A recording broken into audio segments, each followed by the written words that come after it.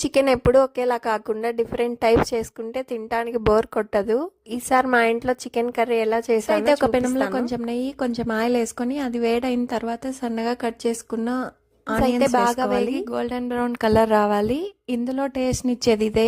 Onions బాగా వేగిన తర్వాత అల్లం వెల్లుల్లి పేస్ట్ వేసుకోవాలి. అల్లం వెల్లుల్లి పేస్ట్లో పచ్చివాసన పోయిన తర్వాత టొమాటో కూడా వేసుకొని ఆయిల్ పైకి తేలే వరకు బాగా ఫ్రై చేసుకోవాలి. బాగా మగ్గి ఆయిల్ పైకి తేలిన తర్వాత అందులోనే సాల్ట్, పసుపు, కారం, ధనియాల పొడి, జీలకర్ర పొడి వేసుకొని బాగా ఫ్రై చేసుకోవాలి. అందులో చికెన్ వేసుకొని బాగా ఫ్రై చేసి లిడ్ క్లోజ్ చేసి అందులో వాటర్ రిలీజ్ అయ్యి వాటర్ అంతా వెళ్ళిపోయి ఆయిల్ పైకి తేలే వరకు బాగా ఫ్రై చేసుకోవాలి. అప్పుడప్పుడు మధ్యలో కలుపుతూ ఉండాలి. లిడ్ ఓపెన్ చేసి ఆయిల్ పైకి తేలిన తర్వాత అందులోనే బాగా విసుగు చేసుకున్న పెరుగును వేసుకోవాలి. పెరుగు వేసేటప్పుడు మంటని లో ఫ్లేమ్ లో వేసిన తర్వాత బాగా కలిపి లిడ్ క్లోజ్ చేసి అందులో నుంచి కూడా ఆయిల్ పైకి తేలాలి. అయితే గరం మసాలా, కొత్తిమీర వేసుకుంటే చికెన్ కర్రీ రెడీ. మీకు ఇష్టమైతే కసూరి మేతి కూడా వేసుకోవచ్చు. దీనికి కాంబినేషన్ గా బగారా రైస్ చేశాను. టేస్ట్ అయితే సూపర్ గా ఉండింది. మీరు కూడా ఒకసారి ట్రై చేయండి. ఈరోజు సండే కదా, మీ ఇంట్లో ఏం స్పెషల్స్ చేశారు కామెంట్ చేయండి.